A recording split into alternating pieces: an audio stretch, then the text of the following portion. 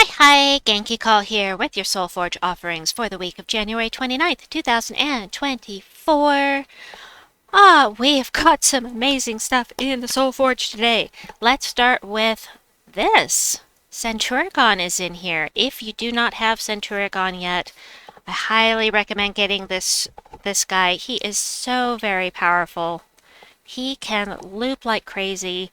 Use him for mana gen and then uh use him for mana gen, and then he has a chance to devour as well. So he's really, really good, and I will have a video that pops up in the last 15 seconds of this video explaining why you need this troops. If you don't have him yet, check out that video and consider throwing some garnets. These are supposed to be garnets, right? Throwing some garnets in here to try and get him because he's very, very good. As far as, the other IRONHAWK. I'll go over IRONHAWK in a minute. Let's go over some of this other stuff really quickly here. Holy Saint Astra. As far as legendaries go, Holy Saint Astra is the most notable in here, and the reason that she's notable is because she gives all human allies a 50% mana start. People like to use her with Tesla. I have a different way I like to do things, but she is very popular to use with Tesla because she's going to give life and armor to all allies. She creates a light storm and enchants all humans. Don't really want the light storm with Tesla, but 50% mana start and enchant. So she is very, very good as far as that goes. I'll get to IRONHAWK, don't worry. IRONHAWK is a must for sure. Death, I don't... No, I do have him. So, Death is an Apocalypse troop, and the Apocalypse troops don't have a kingdom, so I highly recommend you do not craft any of the Apocalypse troops until you have all of the other mythics, because it's not going to help with your power levels.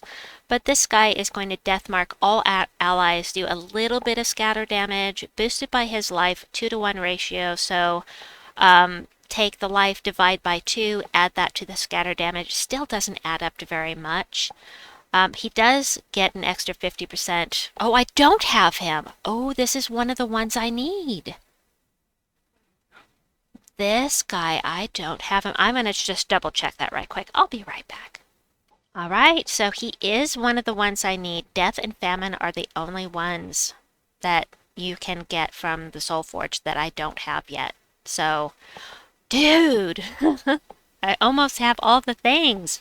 So nice. All right, let's head back in here. I'm going to go ahead and craft that bad boy because I don't have him. But the whole thing is I have all the things. So we're going to go ahead and craft him because he's one of only 2 I don't have. I still have plenty of jewels or diamonds in here. And anyway, I only crafted him for completionist's sake. Moving on. We have Yasmin's Chosen. She is from Forest of Thorns. She will do scatter damage once again. Not very powerful. Boosted by entangled enemies, you can get at most an extra 40 to that scatter damage. Create 10 green gems. And that is what saves this mythic because she has a chance to loop. If you're running with a lot of green on your team and you're running with a leaf storm, she's great. Entangle a random enemy when matching green. That means that she will possibly be good with Tannenbaum, who uses green and also does triple skull damage to entangled enemies. She's not amazing, but she is there if you need her for your power levels at Forest of Thorns. Then we have Mistralus. Oh, I love Mistralus. She is one of my favorites. This is, except for IRONHAWK, definitely a recommended first craft for anybody that is just getting into the Soulforge. She does splash damage to 1 to 4 random enemies, then jumbles the board and gets an extra turn. That is pivotal because you can retain control of the board possibly. Also, enchants all allies on 4+ gem matches. Fantastic. Love this troop, absolutely love her, but we have IRONHAWK in here. IRONHAWK Ironhawk is amazing. And let me show you why. Stop that. I have a video up already that is a Mythic Spotlight on Ironhawk with bunches of teams. There are lots of variations of the team I'm about to show you. There are teams with just one Ironhawk that you can use, but I will show you. This is the fastest Nomapalooza team in existence, as far as I know. Last I heard, this is the fastest, and here's how it works. You've got double Ironhawk, and the reason he's amazing, it is amazing. 5 damage to all enemies when an ally casts a spell, and it stacks, meaning having 2 will do 10 damage to all enemies whenever you cast a spell. You cast Sister Superior, who is empowered. You get an extra turn. You cast Dust Devil, and everything dies. Done.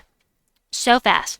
So fast. You didn't even blink, did you? Okay, well, I mean, you did, but let me show you one more time. Dum-ba-dum-ba. Cast and done. Ironhawk is amazing. Check out the video for my Ironhawk Spotlight. It will pop up in the last few seconds of this video. And yeah, there are bunches of teams in that video description. So moving on. Let's see. That's it. All right, as far as weapons go, first thing I want to point out is don't craft the Pandaskian wand, because if you are participating in the invasion event, I can't speak. Then you will get this for free just using your gems to get 3 tiers in the event. You'll get this for your gems. It's a lot easier to get gems than it is diamonds, so save your diamonds, get it in the invasion shop instead. Okay, let's go over the other things. We have a cheapo weapon here, the 75 diamond one. One of them, there's more than one. But this thing is actually very nice for a cheap weapon. Damage to an enemy, double damage if there's a light storm, creates a light storm. Great. It also self-enchants and silences the first enemy, so that is super good. Do love that, and you do want to be sure to craft some weapons, because we don't know when we're coming back to this kingdom. This is every week. We don't know when we're going to come back to that kingdom, and if you get weapon blocked on your power levels, it can take a very, very long time to get unblocked. I'll have a video on that popping up in the last 15 seconds of this video, so check that out as well if you want more information.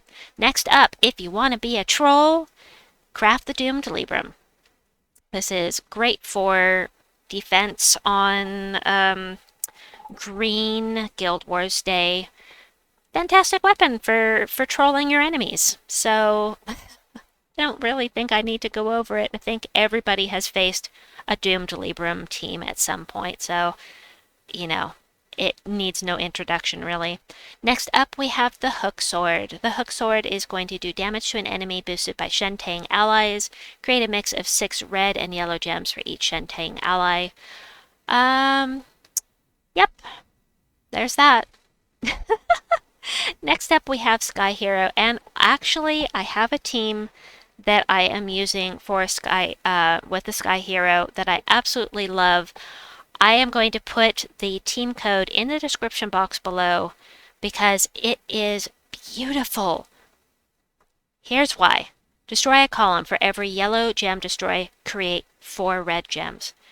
This is perfect with Tink's Steamwhistle because he creates that electro storm that's going to have all of the red and yellow on the board, so you'll have plenty of yellow to create a bunch more red. There will already be red on the board.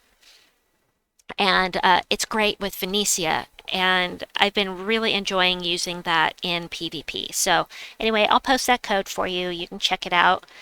Next up, another cheapo weapon. We have the Hammer of Shentang. This one's going to remove all yellow gems. You won't get any mana out of it, but it will deny that mana to your enemies, and it will boost your It will boost your spell as well. Next is the Cobaltine Wand. This is one of my absolute favorite explodey weapons. It will enchant. It will self-enchant after you use it. It will silence the first enemy. It will bless you as well. It explodes a bunch of gems and it summons and gives a random status effect if you have any Shin'Tang allies with you. Love it, love it, love it. Next up, that is it, actually. Okay.